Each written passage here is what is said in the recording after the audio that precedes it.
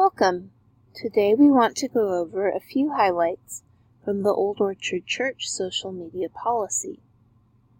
While not exhaustive, this video is designed to help you better understand social media, the OOC policy, and some tips on how to create great content. More detailed information can be found in the policy, and the communications team is always available if you have questions.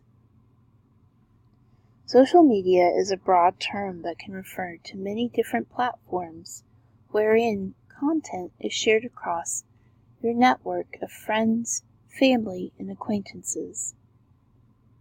Social media posts are a great way to share your thoughts, send encouragement to friends, advertise for upcoming gatherings or events, or even to share what is happening in real time.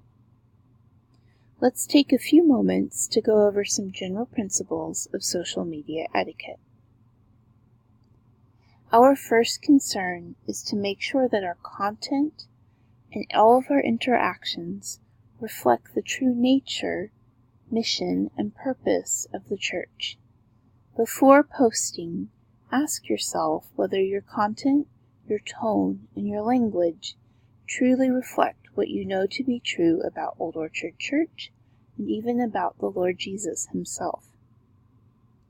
If you find yourself in a conversation that has become difficult or heated, consider taking it offline by getting coffee or sharing a meal with the other person. This respects the fact that not all conversations are designed to take place on social media. Stay away from harsh, derisive, or intentionally offensive language. Before reposting any content on social media, be sure to find out whether the content, whether artwork, photographs, or text, are held in Creative Commons license, or if they've been created in such a way as to indicate that they were designed to be shared across social media in exchange for exposure. If your content has a creator's mark, do not remove or obscure it in any way. Use your social media access wisely. Even if you are using an OOC branded account, you are still required to abide by all end-user agreements. Protect your accounts by correctly logging in and logging out. Do not share your password, even if you trust someone, but they have not been granted access by the communications team or the session. You must respect that limitation. Do not potentially expose them to sensitive information. Alert the session if you find that your account has been compromised or if a sensitive situation has occurred. Old Orchard Church will revoke permissions if it is found that any member of the team or staff have been abusing others via social media. If you discover that another member of the team or staff is violating the policy, please alert the session immediately. Now let's take a few moments to go over some tools that are available to us in photo editing apps such as Instagram. One such tool would be the grid line. Grid lines, which are composed of 4 intersecting lines creating a 3x3 grid, are a great way to utilize the design principle of the rule of thirds. Align the focal point of your photo with any one of the 4 cross points along any of the 4 lines or center it in the middle square. Doing so allows you to both find your focal point as well as to create visual space, which is an important element of a good composition. Another tool is the cropping tool. You can see here in my original photo, there is a lot of unnecessary visual information. The sidewalk, the grass, don't really add anything to the photo. By cropping the photo, I'm able to get rid of that unnecessary information and bring the subject, my dog Finley, into focus. Photo editing apps also allow you to use filters to change the light, shadow, and color of a photo. You can play around with the filters that are in your photo editing app, but I recommend that you stick to 3 to 6 of the same filters.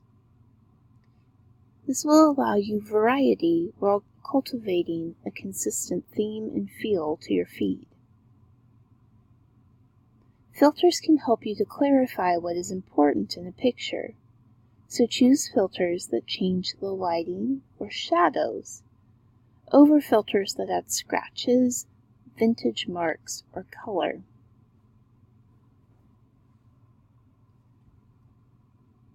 Using another person's likeness or image on social media raises tricky questions. If you are using an OOC branded account, you must get permission from the subject before posting. This can be verbal permission. It's just important that they know your intention to post before you do so. If you want to post a picture of a minor, you must get guardian or parental permission before doing so. If you find that you have a photo that you want to use, but do not have permission to use the image or likeness of the subject, you may consider adding a graphic or a banner to obscure their face. While this is permissible in small instances, it is not advised that you do this often.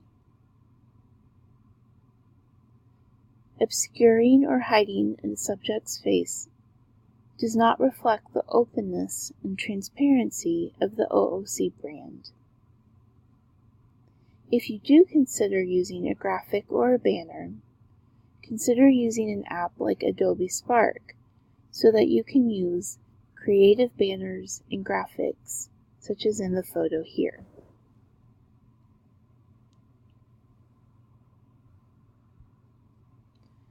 Writing text for social media can also be a difficult challenge. Space is often limited, such as with Twitter's 140 characters, although each platform offers its own unique limitations and quirks. Instagram, which is a platform we utilize often, allows you up to 2,200 characters, or about 400 words.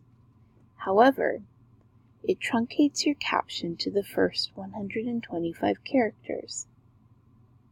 Consider how this knowledge might change the way you approach writing a caption. Using questions, active words, or a call to action in those first 125 characters can be key to creating good user engagement. If you find that you have more to say than is able to go into the available space, consider writing a blog post and linking the post to in the bio, while highlighting a few salient lines from the post. And don't forget to use hashtags or location tags on your post. This allows neighbors and seekers, or those who want to know more about who we are as a church, to find our post and to do more research into our brand. When using location tags, it's important that we respect the privacy of others. For instance, don't tag someone's home address just because they are hosting small group. You can still tag Old Orchard Church in the location and then indicate the host name to help people know where to go. However, if you're at a public event, such as the Women's Monthly Fellowship at CJ Muggs, This is a great opportunity to use a location tag so that your post reminds people to join and tells them where to go. Please do avoid tagging the church in any intentionally inflammatory or misleading posts. And do not tag other groups, organizations, or people in inflammatory posts. Let's talk a little bit about another platform that we commonly use. Facebook and the demographic that uses it, which is primarily adults between 35 and 65, is a great way to share content such as blog posts, photos, videos, articles, and invitations to events. This is actually a great way to help members and attendees invite other people outside of the church to events. It's a very low committal, non-pressured way to encourage them to invite people, share that information, but still control what is going out.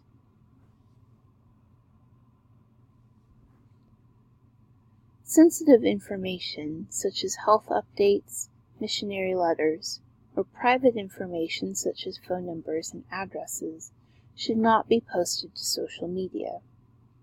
If a church member requests that any such information be posted, even if it is their own, you should consult with the communications team or the session before sharing on social media. The communications team is here to help you navigate all of your questions surrounding social media. Whether your question is technical, artistic, strategic, legal, or ethical, do not hesitate to reach out. Our commitment is to creating content that is consistent with the mission and purpose of Old Orchard Church and to help you build your ministry.